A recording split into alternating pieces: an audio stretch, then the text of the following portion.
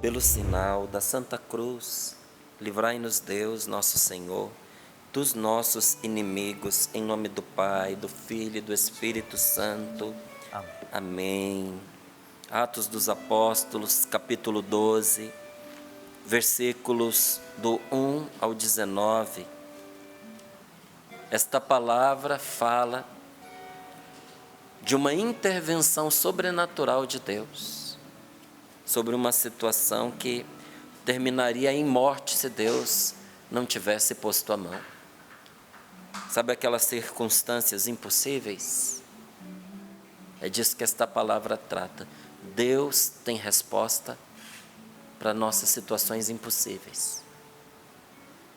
Deus tem livramento para quando o escape é humanamente impossível. Deus vê caminho aonde a gente só enxerga mar fechado, né?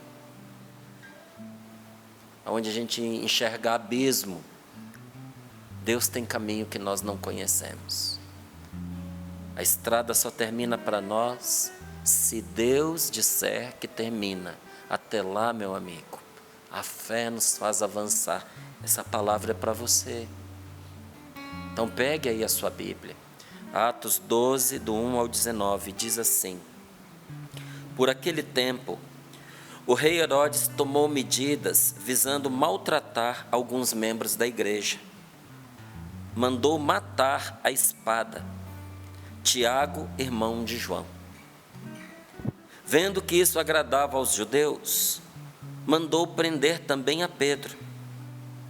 Eram os dias dos pães sem fermento. Depois de prender Pedro, Herodes lançou na prisão, guardado por 4 turnos de 4 soldados. Herodes tinha a intenção de apresentá-lo ao povo depois da festa da Páscoa.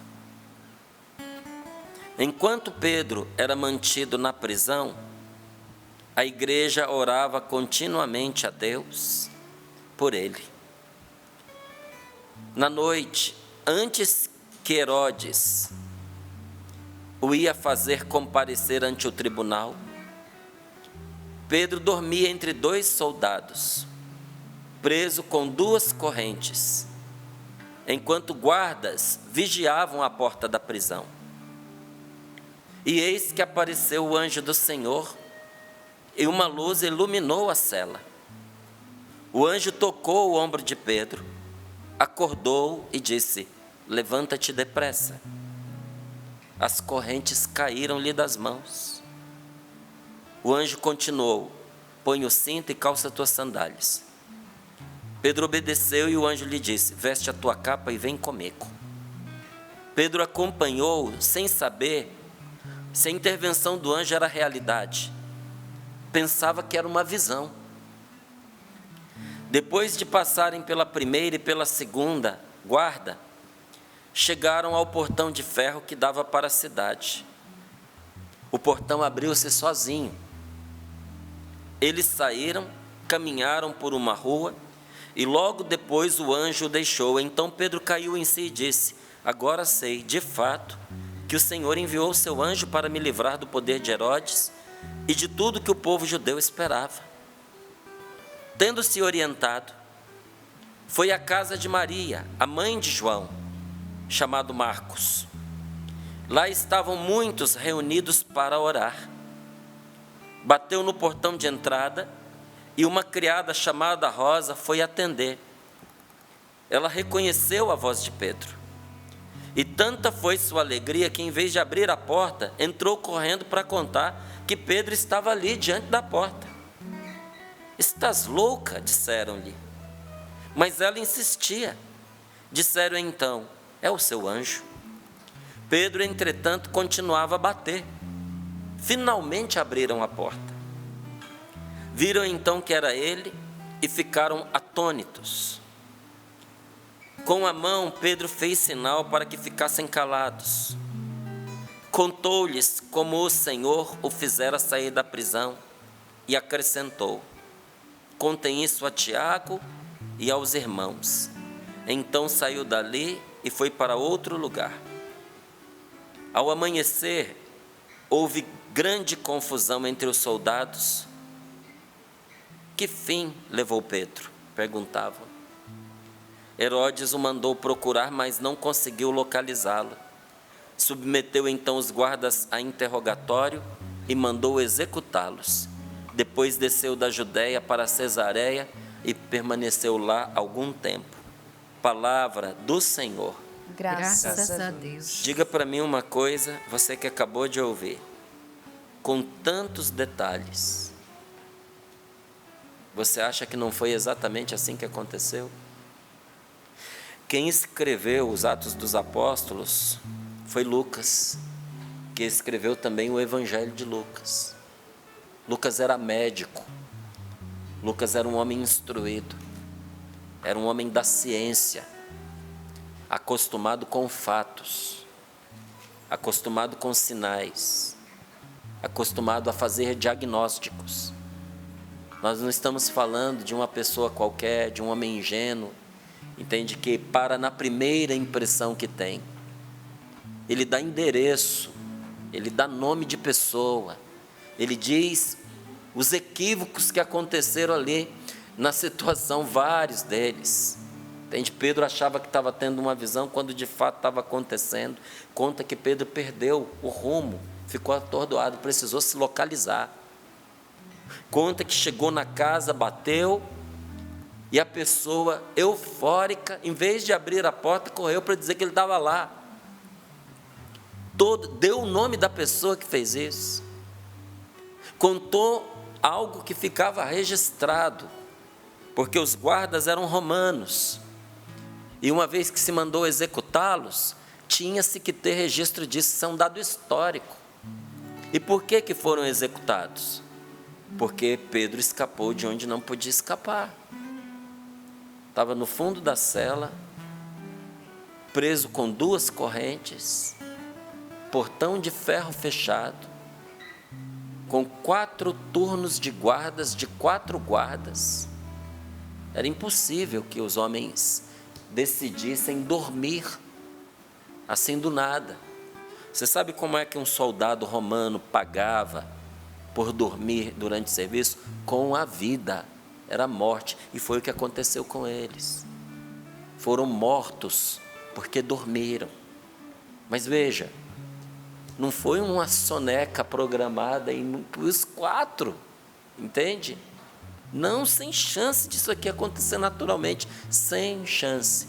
Isso é fruto de uma intervenção sobrenatural de Deus na vida dos seus. E nós vemos aqui 2 situações interessantes, né? Uma condenação à morte e uma libertação, porque começa dizendo: por aquele tempo o rei Herodes tomou medidas visando maltratar alguns membros da igreja e mandou matar à espada Tiago, irmão de João. E vendo que isso agradava os judeus, mandou prender a Pedro, em uma condenação de morte na narrativa. No outro, uma libertação, uma morte e uma libertação. Mas sobre uma e outra, Jesus é o Senhor. Quando morre uma pessoa de Deus, ali naquele momento, Jesus é o Senhor. E nós temos muitos testemunhos, talvez você que está me ouvindo agora tenha testemunho até na sua família, daqueles que morreram no Senhor, morreram em Deus, em comunhão com Deus, depois de uma vida bem vivida, com suas dificuldades, com seus pecados, com as suas fraquezas, mas uma vida de fé, uma vida de lutas, uma vida de dedicação, uma vida doada em amor para a família, uma vida de reparação. Lembro da minha avó, mãe do meu pai, morreu com o terço na mão, rezando todos os dias, fidelíssima em participar da missa, fidelíssima em rezar o seu tercinho. Quando essas pessoas morrem, você percebe a paz. O lugar se torna um lugar de dor pela despedida, mas uma paz, uma graça, é sobrenatural que repousa sobre aquele lugar. E não é raro, no momento da morte, quando a família está perto, muitos dizerem: Jesus está aqui, os anjos de Deus estão neste lugar. Para eu te dizer de novo, até sobre as situações de morte, Jesus Cristo é o Senhor. E das situações onde somos libertados, Jesus Cristo é o Senhor. Quer vivamos, quer morramos, Jesus Cristo é o Senhor. Então, aqui nós vemos uma situação extrema. Para situações extremas, manifestações extremas. Aqui houve uma manifestação extraordinária, sobrenatural, extrema da graça de Deus. E eu me comovo com esta palavra, me sinto responsabilizado com ela. Eu sei que não depende de mim, mas eu fico pensando que abertura esse tal desse Pedro tinha de coração a Deus, para que as visões que ele tinha de Deus em oração fossem tão reais que ele não soubesse distinguir o que era real da visão, até ele ver de fato que ele estava na concretude da vida. Pedro sabia o que estava acontecendo, mas ele estava acostumado a ter visões tão reais na sua experiência com Deus. Deus lhe mostrava as coisas por meio de visões tão reais, que quando ele estava numa realidade como essa, ele chegava a perguntar: será que é uma visão? Uma intervenção extraordinária da parte de Deus, porque ali não havia como haver libertação por mãos humanas. Mas e em situações possíveis? E quando a situação não é extraordinária? Deus permite que nós tenhamos respostas por meios humanos. Às vezes a resposta chega por um insight que a gente tem. É uma luz que vem no momento de oração.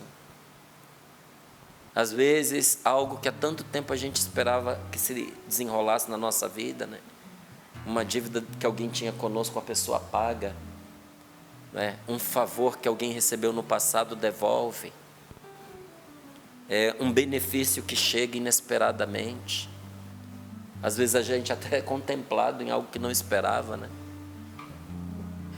O socorro chega por meio da mão de um amigo, de um conselheiro, de alguém que diz: olha, não tenho ouro, não tenho prata, mas eu sei como te ajudar. E a pessoa te pega pela mão e te conduz. Em situações possíveis, a resposta chega por meios humanos. Mas quer nas extremas, quer nas possíveis, Jesus Cristo é o Senhor e Deus opera tudo em todos. Deus está agindo na sua vida. A providência de Deus não te abandonou, como não abandonou a Pedro, como não abandonou a Tiago. A providência de Deus não te abandonou porque o amor de Deus não te abandonou, porque Deus não desistiu de você. Pedro estava preso, aguardando a execução.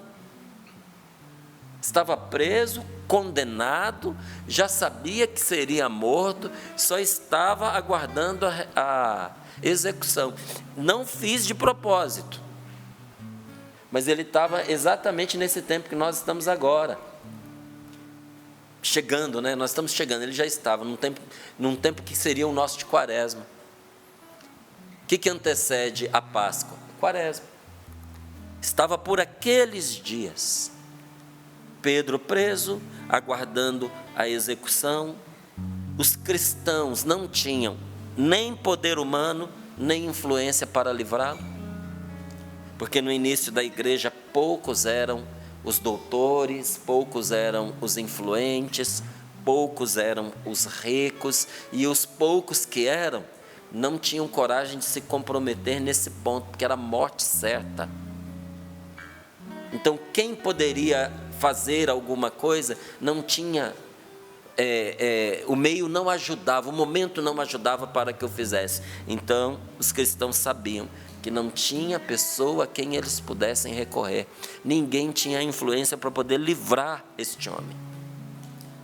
Não havia o auxílio terreno, mas havia o socorro a ser obtido do céu.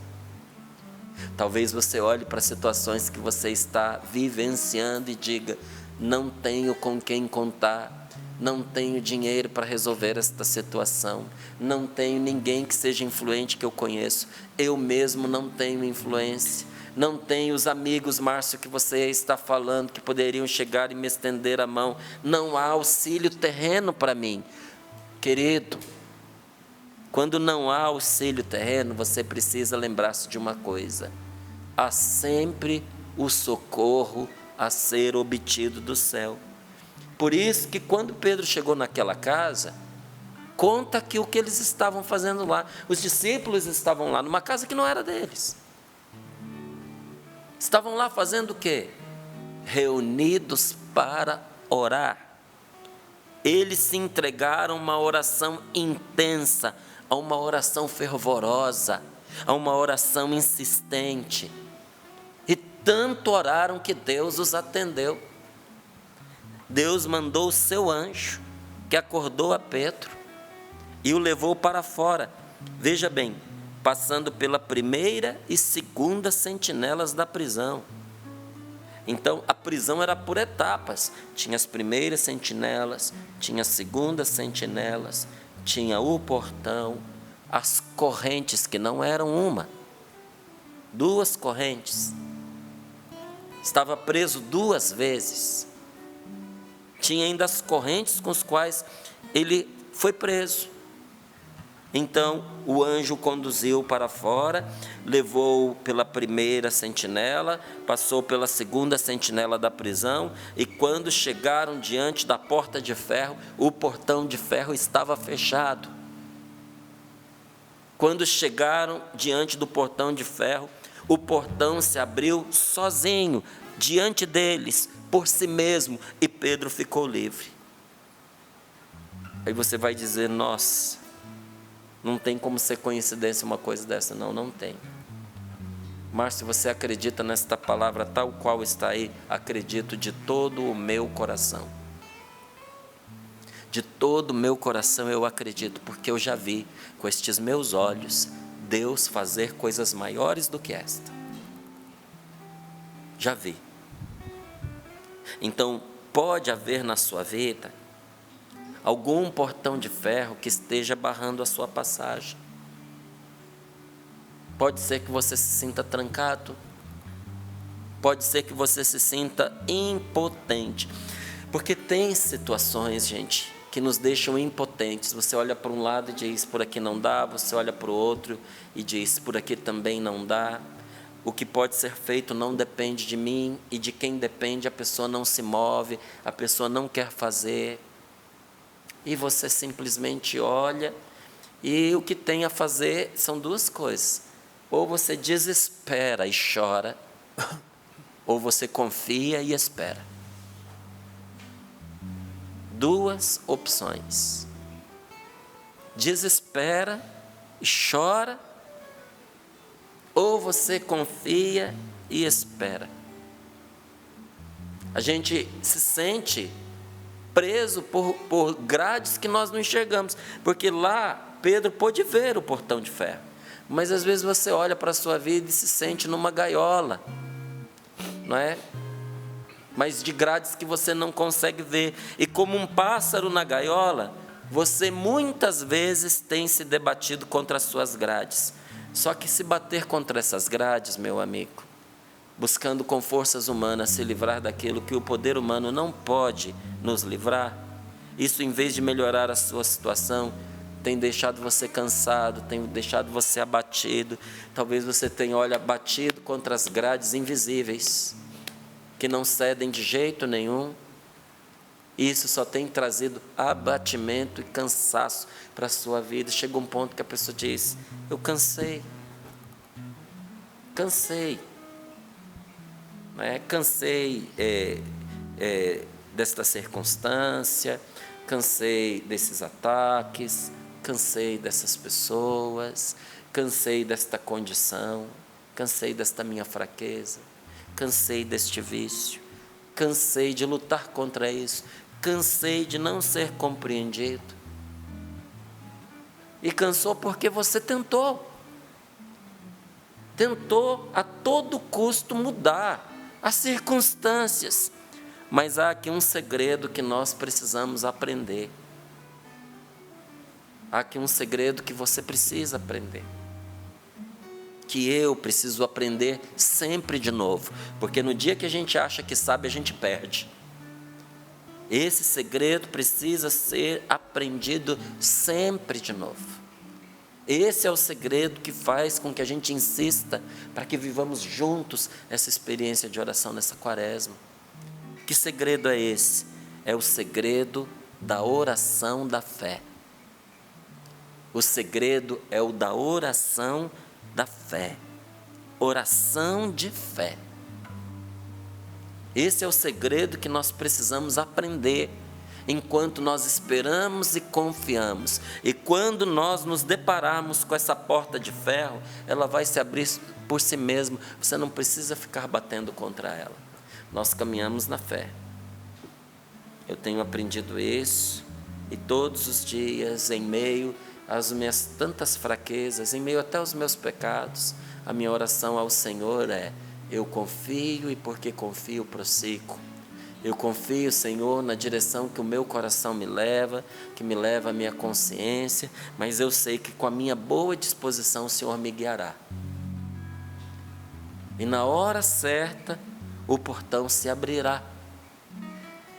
E por vezes Deus abrirá o portão, outras vezes Ele nos mostrará uma saída que a gente não está enxergando, porque a resposta não é a mesma para todo mundo.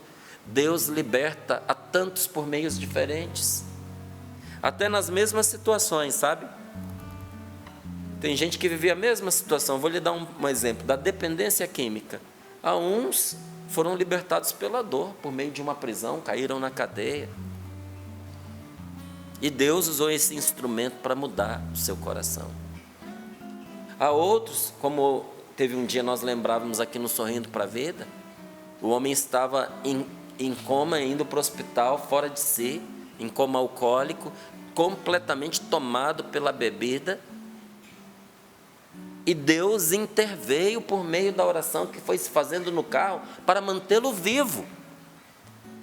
A oração era para que ele vivesse. Só que a oração conseguiu de Deus que ele ficasse sóbrio a caminho do hospital, em minutos. E chegando lá, estava completamente sóbrio e são, e nunca mais pôs uma gota de álcool na boca. A outro, Deus liberta pela palavra de um filho, pela palavra de uma filha, que fala com a pessoa. Eu vi um documentário de um homem, um desses documentários norte-americanos. Eu vi um documentário sobre um homem que ele era obeso ao extremo. Era daquelas pessoas que para serem movidas precisava de guindaste. E não havia quem o convencesse a mudar a sua forma de lidar com a vida. Era comida, gente. Era comida. Era muita comida que ele comia. Mas fazendo um acompanhamento, alguém chamou a atenção para a filha dele. E de repente ele percebeu que a morte dele, que ele não ligava de morrer. Morrer de tanto comer.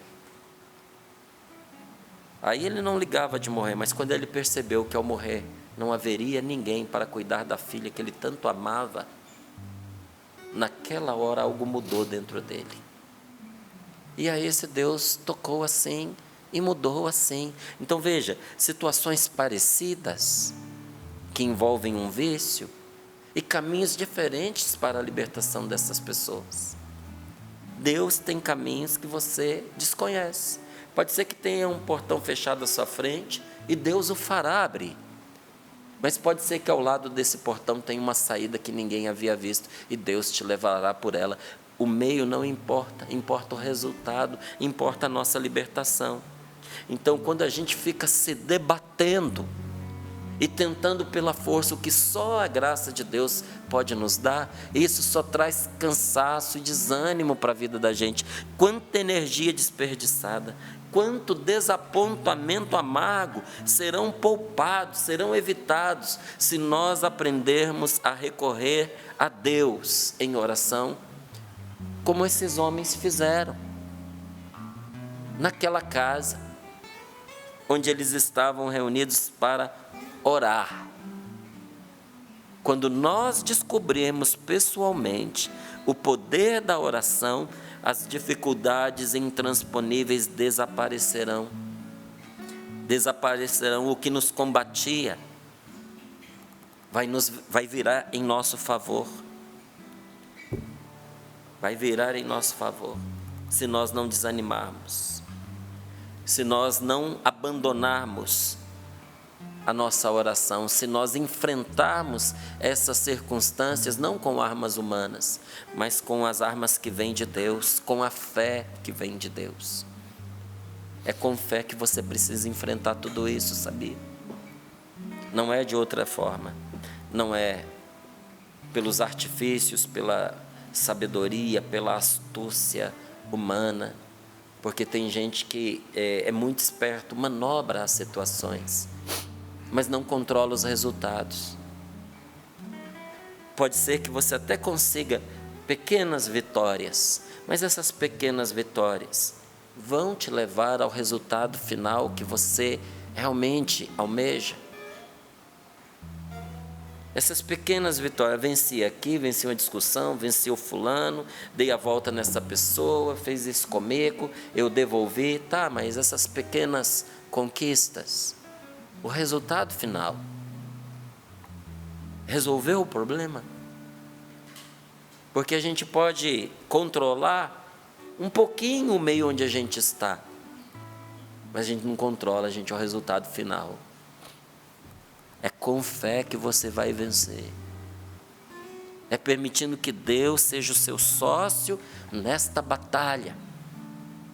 Seja o seu companheiro nesta luta. Não é com o desespero que faz a gente sentar e chocar a nossa derrota, né? Porque o desesperado parece uma galinha sentada sobre os ovos, chocando a própria derrota. Não, nós não vamos ficar chocando derrota.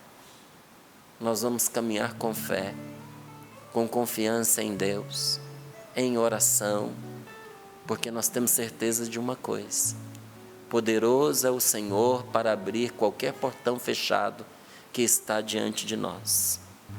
Entenda isso. E olha, isso não é só para você. Essa graça envolve também aqueles por quem oramos, aqueles a quem amamos. Pedro estava preso. Ele era a pessoa que precisava de libertação. Mas não se esqueça que a libertação de Pedro foi fruto também de uma comunidade que não estava presa e orava por ele. A oração daquele povo provocou também a libertação de Pedro. A sua oração vai provocar a libertação dos seus filhos. A sua oração vai provocar a conversão da sua mãe, a conversão do seu pai.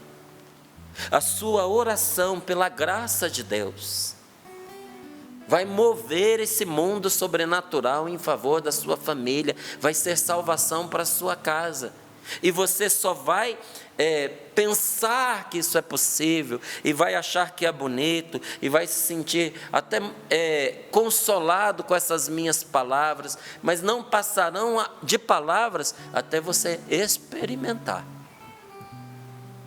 É bonito a gente viver esse momento aqui, é bonito a gente compartilhar essas experiências, mas poderoso é experimentar. Experimentar é que vai desencadear um processo divino na sua vida. E Deus determinou que esse processo seja disparado na sua vida por meio da fé e da oração. Confiar e rezar, rezar e confiar. E por que tudo isso? Porque há corações aprisionados que estão esperando há anos que as portas se abram. Tem gente à sua volta que está há anos preso nas malhas da falta de perdão, de um vício emocional, de um vício moral. Você desconfia que a pessoa cultive certos erros, certos pecados, certas taras. Pessoa tão boa, mas não consegue se libertar. E a família percebe isso. E às vezes tem que tomar cuidados, não pode deixar menino perto da pessoa, não pode descuidar. E você vê uma pessoa tão boa, não consegue se libertar, não consegue se libertar da pornografia, não consegue se libertar dos desvios sexuais, dos seus desequilíbrios, não consegue. Há pessoas que, olha, estão com seu coração aprisionado pelo rancor há dezenas de anos, aprisionadas pelo medo, por um trauma da sua infância. Você concorda comigo que tem gente sofrendo perto de você? Que há entes queridos na sua família, sem Jesus em suas vidas, e que estão se arrastando, escravizados pelo maligno? Às vezes a gente olha e diz, essa pessoa está oprimida pelo mal. E ficamos pensando, sabe, em chamar um padre, em chamar um missionário, levar essa pessoa para a igreja, para alguém que ore por ela, mas essas pessoas serão libertadas se você interceder e se você puser toda a sua fé em Deus. Então as emergências da nossa vida nos chamam à oração intensa. Tem alguma coisa na sua vida que é uma emergência? Então agora é hora mais do que nunca de dobrar os seus joelhos e orar. Eu sei que não é fácil para muitas pessoas, e essa é uma das graças que Deus concede por meio da Canção Nova. De sermos um corpo de irmãos, de sermos pessoas que todos os dias nos unimos em oração. Às vezes a gente está com a dificuldade de rezar, mas a gente sintoniza no momento, participa da missa, a gente se une àqueles que vão rezar o terço e rezamos com eles, a gente participa de um acampamento de oração. A gente tem a graça de poder sintonizar numa hora de adoração ao Santíssimo Sacramento.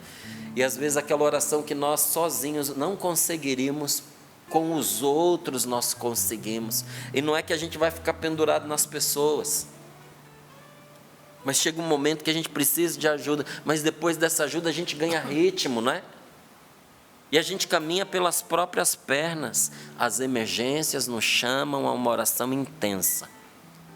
E quando o próprio homem e quando a própria mulher se torna a oração, tudo aquilo em que essa pessoa que reza se envolve, tudo aquilo em que ela se envolve se enche de salvação. Quando você carrega com você aquela força espiritual que Deus te deu na oração, tudo aquilo que você põe a mão, a salvação entra junto com você. Nada pode resistir à força da oração. Uma das viagens que nós vamos fazer, eu sempre conto, sempre convido, porque vai ser lindo, vai ser maravilhoso. Em 2027, nós vamos para a Terra Santa. Saudade de visitar a Terra Santa. Vamos sair no dia 11 de maio. E desta vez, não é sempre que a gente faz essa visita, nesse percurso nós vamos também visitar o Monte Carmelo. Um lugar importante na palavra de Deus. Vamos lá no Monte Carmelo. O que aconteceu lá no Monte Carmelo? Elias, lá no Monte Carmelo, prostrou-se em terra com o rosto entre os joelhos. Sabe quando a pessoa faz isso para esquecer o mundo e apagar qualquer distração? Imagine você ajoelhado e você enfia a sua cabeça entre os seus joelhos e ali você fica. Isso era oração. Elias era uma oração viva. Elias era uma oração encarnada. Tudo naquele homem respirava oração. Nós não conhecemos as palavras que ele disse lá no Monte Carmelo, a Bíblia não registra quais palavras ele falou. Você sabe por quê? Porque às vezes a oração é forte demais para ser traduzida em palavras. Vai ter muitos momentos da sua vida que você vai se fechar no seu quarto em oração e as palavras não virão, porque o que você tem para dizer supera o que as palavras podem dizer. Até esse socorro é um dos socorros que Deus nos dá por meio do Espírito Santo na oração em línguas. Porque como nós não sabemos o que pedir, está lá em Romanos, como nós não sabemos orar como convém. Romanos 8, 26. O Espírito vem em auxílio da nossa fraqueza. E aquele que conhece os corações sabe o que deseja o Espírito, então ele intercede por nós com gemidos indizíveis, com gemidos inefáveis, com gemidos infaláveis, que não dá para falar. O próprio Deus põe claro para nós que na oração vai haver momentos em que as lágrimas falarão por nós, em que os gemidos falarão por nós, em que o Espírito Santo orará em nós pelo dom de línguas. E outras vezes a nossa oração será uma silenciosa adoração, confiante e esperançosa em Deus. Porque há momentos em que as palavras são poucas e insuficientes para manifestar diante do Senhor o que precisa ser dito. Em Elias, todo o seu ser estava tocando a Deus e estava em posição com Deus contra os poderes do mal. E você? Está posicionado com Deus contra os poderes que combatem a sua casa? Queira Deus a gente possa ir juntos neste lugar. Também ali diante do céu levantar uma poderosa oração. E diante da oração de Elias, o mal não pôde resistir. Porque o mal não resiste a tamanha força de oração. Nós precisamos demais desta oração, gente. Dessa oração que envolve a pessoa inteira. Eu termino aqui com uma coisa que aconteceu com Dom Bosco, que é, de certa forma, também o pai da Canção Nova. Porque é Padre Jonas Salesiano, não é? Discípulo de Dom Bosco. Então, Dom Bosco, vamos dizer, é o avô da Canção Nova. E quando foi para Dom Bosco ser canonizado, aqueles inspetores do Vaticano, aqueles entrevistadores, foram perguntar: mas e a vida de oração de Dom Bosco? Com uma vida tão ativa, um homem que trabalhava tanto, e era gráfica, e era os institutos, e era lá os lugares, como é que é? Os oratórios, tantos oratórios, e os trabalhos com os meninos, e as oficinas. Quando é que Dom Bosco rezava? E inspirado por Deus, o salesiano que estava acompanhando, aquele inspetor disse: quando é que Dom Bosco não rezava? O homem era a oração, porque ele arrastou a oração para a vida dele. Você precisa ser uma oração viva, eu preciso ser uma oração viva. Quando as pessoas nos abraçarem, olharem para nós, elas precisam ver Deus, precisam tocar em Deus, e isso vai trazer salvação para você e para a sua casa.